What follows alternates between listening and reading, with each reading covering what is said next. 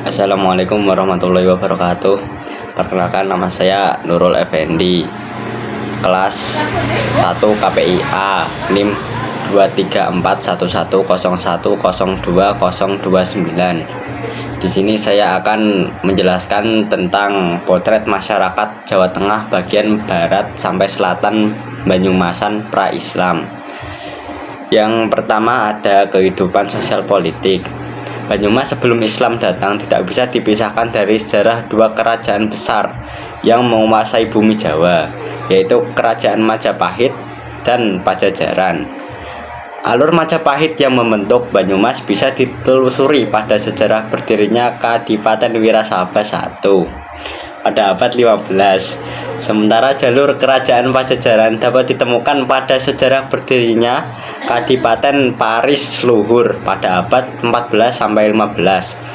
Setelah dua kerajaan besar tersebut, kerajaan-kerajaan di Jawa Tengah bagian timur, yaitu Demak, Pajang, dan Mataram, mengambil alih wilayah Banyumas dengan membangun Kadipaten Wirasaba II dan Kadipaten Banyumas pada abad ke-16 sampai abad ke-19.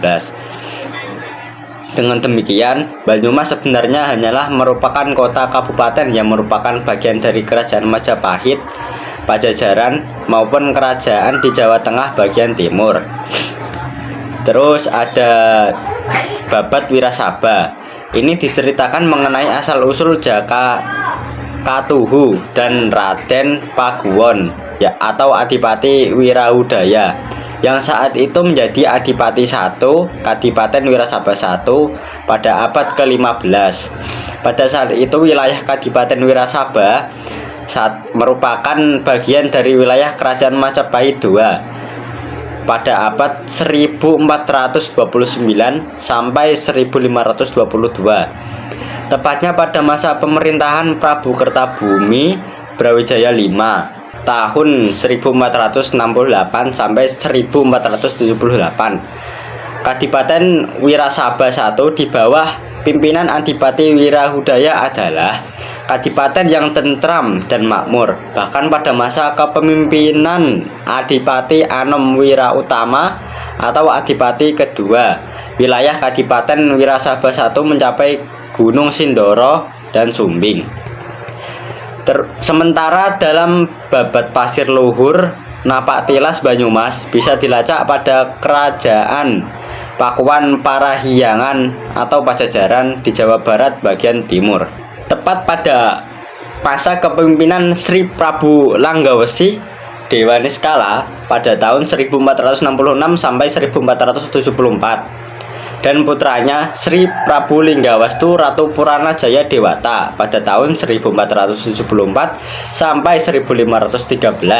Dari Sri Prabu Linggawastu inilah lahir 4 putra yang salah satu dari keempat bagian cerita Pasir Luhur. Keempat putra tersebut yaitu Raden Hayang Banyak Cara, Raden Harya Banyak Blabur, Raden Harya Banyak Ngampar, dan Dewi Rena Pamekas. Dari keempat putra Sri Prabu Linggawastu, sosok Raden Harya Banyak Cara atau Lutung Kasarung menjadi identitas penting sebagai alat penghubung silsilah Kadipati Pasir Luhur, wilayah barat Purwokerto dengan Kerajaan Pajajaran.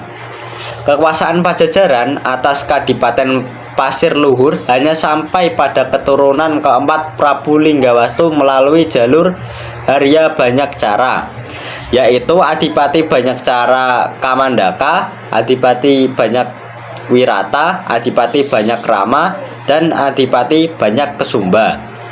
Meskipun setelah Adipati Banyak Kesumba Pasir Luhur masih dipimpin oleh keturunan Banyak Cakra, yaitu Adipati Banyak Blanak dan Adipati Banyak Tole, namun Pajajaran tidak lagi menjadi penguasa atas Pasir Luhur, melainkan Kerajaan Demak yang beragama Islam. Banyumas sebagai wilayah yang memiliki struktur sosial mandiri dan unik jika dibanding umumnya struktur sosial di daerah lain. Bahkan di Jawa, jika di daerah lain struktur sosial cenderung terpengaruh bahkan terhegemoni oleh struktur sosial pemerintah kerajaan atau keraton. Struktur sosial masyarakat Banyumas justru menampilkan karakter yang unik, yaitu cowak atau berbicara dengan suara keras. Yang kedua ada mloak atau berbicara dengan berlagak serius apa adanya dan humoris. Yang ketiga ada dablongan atau ndablong, seenaknya sendiri kalau mengkritik atau berkelekar. 4 ada ajiban atau bereaksi secara spontan melalui ucapan jika hajatnya terpenuhi. Yang kelima ada ndobos atau berebut bicara saat mengeluarkan ide. Yang keenam ada banyol atau bergurau. Yang ketujuh ada ndopo omong-omong atau mengeluarkan unek-unek. Dari ke-8 karakter ini tentu berbeda jauh dengan daerah lain di Pulau Jawa yang umumnya penuh dengan unggah-ungguh, tata krama, basa-basi, dan hal-hal yang terstandarisasi oleh karakter sosial keraton. Namun demikian, bukan berarti masyarakat Banyumas tidak memiliki struktur sosial. Bahwa struktur sosial masyarakat Banyumas lebih sederhana, meliputi kalangan elit atau priai dengan tugas dan perannya sebagai pelaksana kebijakan keraton. Di tingkat kadipaten dan kalangan rakyat petani yang hidup di pertanian.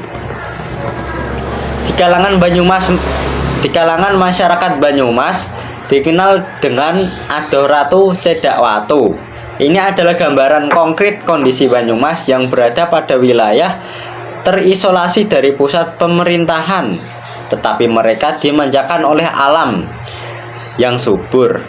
Identitas dialog dengan alam inilah yang membentuk watak masyarakat Banyumas lebih jujur, apa adanya, dan dewasa dalam bersikap. Tokoh Bawor adalah representasi dan filosofi hidup yang menggambarkan bagaimana Adoh Ratu Cedak Watu tersebut mengakar dalam kehidupan sosial masyarakat Banyumas. Dalam cerita pewayangan, tokoh Bawor dikenal sebagai anak sulung dari Semar. Adapun karakter dari Bawor yang menjiwai perilaku sosial masyarakat yaitu antara lain 1. Sabar lan nerimo. Sabar lan nerimo apa adanya dalam kehidupan keseharian. Yang kedua, berjiwa kesatria, yaitu jujur, berkepribadian baik, dan toleran. Yang ketiga ada cancudan, yaitu rajin dan cekatan. Yang keempat ada cablaka, lugas dan terbuka. Yang keempat ada cablaka, lugas dan terbuka tanpa tedeng aling-aling. Beberapa daerah yang secara geografis dan politis berada di bawah kekuasaan Kerajaan Mataram dan Kasunanan Surakarta sedikit banyak mengalami perubahan dalam hal struktur sosialnya, seperti masyarakat Kebumen, Panjer, Kutowinangun, Karanganyar. Dari sisi bahasa dan karakternya, Kebumen memang menampilkan dualisme antara Banyumas yang penginyongan dengan budaya cablaknya, juga Bagelan yang semi badak dengan budaya Kraton Priyayina. Untuk karakter yang pertama, Banyumas Cablaka dapat ditemukan di masyarakat yang tinggal di sebelah barat Sungai Luk Ulo. Sementara karakter yang kedua, yaitu Bagelan Priai, nampak dalam perilaku hidup masyarakat di sebelah timur Sungai Luk Ulo. Selanjutnya ada kehidupan ekonomi masyarakat. Dari sisi kondisi alam, seluruh daratan di Pulau Jawa dikenal dengan kesuburan tanah dan curah hujannya yang sangat tinggi. Faktor alam inilah yang kemudian membuat masyarakat di Pulau Jawa mampu mengembangkan budidaya pertanian lahan basah dengan ekspedisi hasil pertanian yang unik antara satu daerah dengan daerah yang lain. Pola perekonomian masyarakat Jawa termasuk Banyumas sedikit mengalami perkembangan ketika memasuki abad keempat, di mana kerajaan-kerajaan besar di Jawa, Tarumanagara, Mataram, Majapahit, mulai membuka jalur perdagangan dengan negara-negara lain di kawasan Asia seperti India dan Cina. Profesi masyarakat juga berkembang, tidak lagi hanya menjadi petani, melainkan ada beberapa yang menjadi pedagang, eksportir barang, atau pengusaha kapal angkut barang. Selanjutnya bab 3 yaitu Islamisasi di wilayah Jawa Tengah bagian barat. Yaitu pertama ada peran utama lokal. Yang pertama ada Syekh Makdum Wali dan Raden Banyak Belana atau Panembahan Senopati. Sejarah gelar Pangeran Senopati Mangkubumi di Kadipaten Pasir Luhur sangat erat hubungannya dengan sejarah Kesultanan Demak. Akibat keseriusan dan kegigihan Raden Banyak Belana dalam menyebarkan agama Islam, para adipati di sebelah barat dan timur Kadipaten Pasir Luhur semua tunduk kepada Adipati Raden Banyak Belana dan bersedia memeluk agama Islam. Kisah Syekh Makdum Wali dan Panembahan Senopati bermula pada kisaran tahun 1472, di mana pada saat itu Sultan Demak memanggil Patih Hedin, Patih Husein, dan Pangeran Makdum Wali untuk membahas banyak hal, utamanya mengislamkan Kadipaten Pasir Luhur yang masih setia mengikuti ajaran agama Buddha. Diskusi antara Sultan, Patih, dan Pangeran tersebut menghasilkan dua opsi untuk mengislamkan Pasir Luhur, yaitu opsi damai dan opsi penaklukan secara militer. Opsi damai terjadi yang pertama akan dilakukan yaitu dengan menawarkan kepada Adipati Pasir Luhur agar masuk agama Islam. Opsi penaklukan secara militer merupakan opsi lanjutan jika tawaran secara baik-baik untuk menerima ajaran Islam ditolak oleh Adipati. Untuk menjalankan misi Islamisasi tersebut, Patih Hedin, Patih Husein, dan Pangeran Makdum Wali berangkat menuju Kadipaten Pasir Luhur dengan diiringi pasukan tempur seperti orang hendak menuju medan perang. Ketika hampir memasuki Pasir Luhur, Patih Hedin, Patih Husein, dan Pangeran Makdum Wali, bala tentaranya yang dibawa berhenti dan menginap beberapa hari guna menyusun strategi bagaimana mengislamkan Adipati Pasir Luhur. Yang kedua ada Syekh Abdus Somad Jombor Cipete Cilongok Banyumas. Tokoh lokal penyebar Islam lainnya adalah Syekh Abdus Somad. Beliau adalah ulama yang berasal dari Jawa Barat yang diperkirakan lahir pada abad ke-16. Perkiraan tahun kelahiran Syekh Abdus Somad berasal dari adanya bekas prasasti kayu yang memuat tulisan berbunyi gebyok atau cungkup makam. Ini dibangun di tahun 1817 Masehi. Proses pembangunan makam bersama cangkupnya yaitu sendiri dilakukan oleh Kiai Muhammad Nur Zaman yang merupakan keturunan ketujuh dari Syekh Abdus Somad. Dengan demikian, tahun kelahiran Syekh Abdus Somad diperkirakan sekitar abad ke-16 berasal dari proses hitung mundur tahun hidup Kiai Nur Zaman yang ke 1817 sampai 7 generasi di atasnya. Syekh Abdus Somad menghabiskan masa mudanya di Pondok Pesantren Gunung Jati, Cirebon, Jawa Barat. Karenanya meskipun dia adalah salah satu keturunan pejabat di Keraton Cirebon dan memiliki peluang untuk mencapai pejabat di lingkungan keraton, namun ia memilih jalur lain yaitu menjadi santri dan bercita-cita menyebarkan agama Islam kepada masyarakat. Ketekunan Abdus Somad dalam mendalami ilmu agama membuatnya menjadi santri teladan. Karena itu, ia diberi semacam ijazah untuk menyebarkan ilmu agama. Menariknya, Abdus Somad kayaknya dimintai untuk menuju ke arah timur ke selatan setelahnya sebelum dia berdakwah di sekitar Sunda Kelapa dan Cirebon. Yang ketiga ada Jambu Karang atau Syekh Atas Angin. Sebagaimana menyebarkan agama Islam di wilayah Banyumas, sejarah mengenai sosok Pangeran Jambu Karang lebih bersumber dari data-data oral daripada manuskrip dan bukti-bukti tertulis lainnya. Dalam konteks ini, kebenaran yang bersifat faktual tidak terlalu menjadi perhatian cerita dalam mengenai, lebih ditonjolkan pada cita data empiris. Cerita dari satu ke orang yang lain jauh lebih diyakini. Pangeran Jambu Karang adalah sosok yang dikisahkan sebagai penemu daerah baru dan penyebar Islam di wilayah Purbalingga. Yang keempat ada Syekh Abdul Kahfi Awal. Sejarah Syekh Abdul Kahfi Awal tidak bisa dipisahkan dengan keberadaan pondok pesantren Somalangu di Kebumen, yang merupakan salah satu pondok pesantren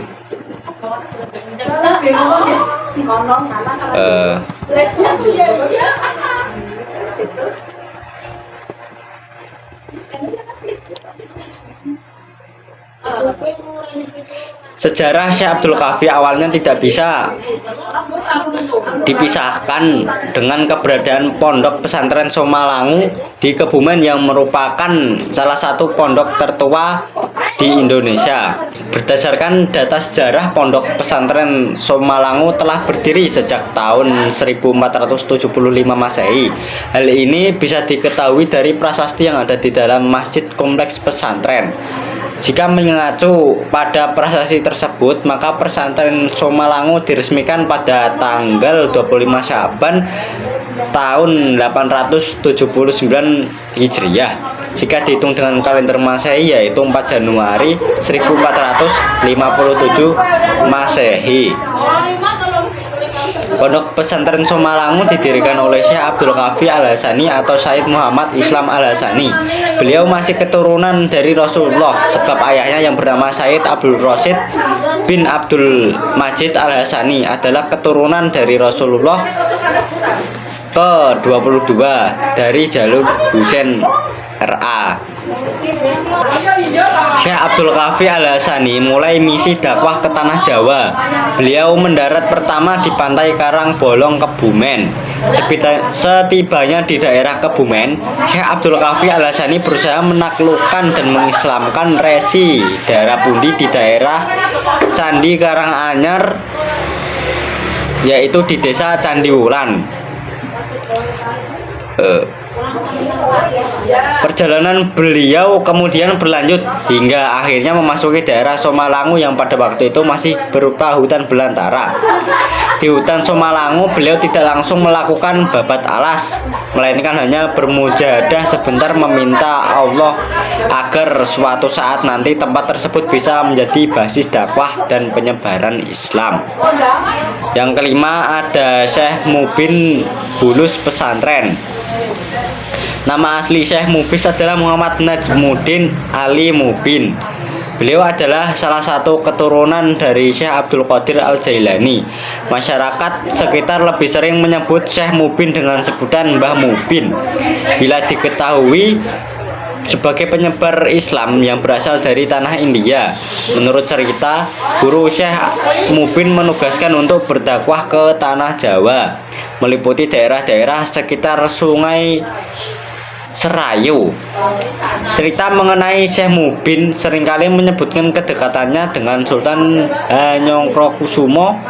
Bahkan selain disebut sebagai guru dari para wali di tanah Jawa, Syekh Mubin juga sering disebut sebagai guru dari Sultan Hanyokrokusumo. Perjumpaan Syekh Mubin dengan Sultan Perjumpaan Syekh Mubin dengan Perjumpaan Syekh Mubin dengan Sultan Hanyokrokusumo bermula dari kesepakatan yang dibuat oleh Kesultanan Mataram dengan pemerintah Hindia Belanda, yaitu VOC. Pada saat itu Mataram sedang dipimpin oleh ayahan dari Sultan Hanyokrokusumo. Ketidaksetujuan Sultan Hanyokrokusumo atas kerjasama Mataram dengan VOC menyebabkan beliau pergi meninggalkan lingkungan kerajaan dan menuju ke daerah pesisir selatan. sehingga akhirnya sampai di daerah Bulus pesantren di mana Syekh Mubin tinggal dan berdakwah. Setelah berjumpa dengan Syekh Mubin, Sultan Hanyangkrokusumo kemudian belajar banyak tentang Islam. Selanjutnya ada Islamisasi periode akhir. Islamisasi Jawa jelas tak berjalan linear jika sejak Islamisasi mulai berlangsung pada abad ke-14 sampai awal abad ke-19 terjadi apa yang disebut sejarawan MC Reflex sebagai sintesa mistik antara tradisi spirit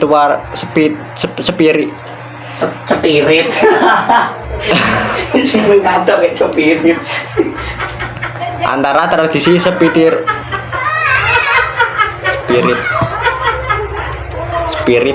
antara tradisi spiritualisme Jawa dengan Islam. Periode selanjutnya yaitu 1830 sampai 1930 ditandai dengan meningkatnya polarisasi masyarakat Jawa. Perkembangan ini tak lepas dari dinamika Islam di tingkat internasional, khususnya di Arabia yang mempengaruhi proses Islamisasi dan santrinisasi Nusantara termasuk di Jawa. Meski statistik kolonial abad ke-19 tidak bisa terlalu dipercaya, menurut Reflex sebagai gambaran pada tahun 1850 hanya 48 pribumi Jawa pergi naik haji. Tetapi pada 1858 meningkat menjadi 2.283 orang dan pada tahun-tahun terakhir pada abad ke-19 berfluktualisasi antara 1.500 sampai 5.000 orang. Dalam waktu bersamaan jumlah pesantren meningkat, sebagian didirikan pada haji yang kembali dari tanah suci. Kayak temen tuh asobe lah. Selanjutnya yaitu bab 4, Islam di Jawa Tengah bagian selatan. Yang pertama ada kebangkitan Islam Puritan. Di era saat ini banyak terdapat klaim kontradiktif yang dibuat atas nama Islam. Gerakan pemurnian Islam menjadi fenomena yang terus digulirkan dalam sejarah peradaban Islam di berbagai negara, termasuk Indonesia. Jika seorang bertanya tentang Islam, maka mereka berbagai tanggapan langsung diperoleh begitu saja, tergantung kepada siapa kita bertanya. Bangsa Barat acap kali mengeluh dengan sulitnya mempelajari apakah Islam mendukung atau menolak praktik penyanderaan, bom bunuh diri, jihad, dan kewajiban perempuan untuk berjilbab. Hal ini ditemukan pada gerakan Puritanisme yang lahir sebagai paham baru yang dipelopori gerakan Wahabi pada abad ke-18 dan Salafi pada akhir abad ke-19. Gerakan ini bahkan masih aktif hingga abad ke-21 ini. Puritan menurut Karen Armstrong merupakan agama yang diyakini oleh sekelompok orang yang sangat teguh berpegang pada peraturan-peraturan berdasarkan interpretasi harfiah murni yang bersumber dari kitab suci dan tradisi Islam pada masa-masa awal.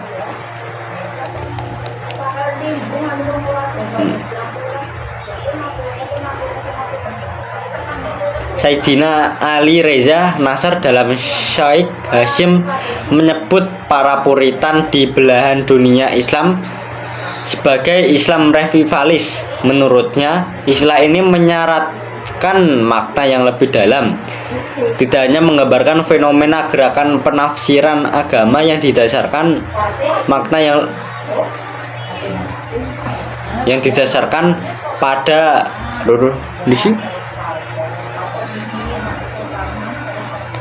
yang didasarkan kepada teks semata, akan tetapi merupakan gerakan yang sangat berkaitan dengan persoalan politik umat, pembentukan identitas, persoalan kekuasaan dalam masyarakat yang plural.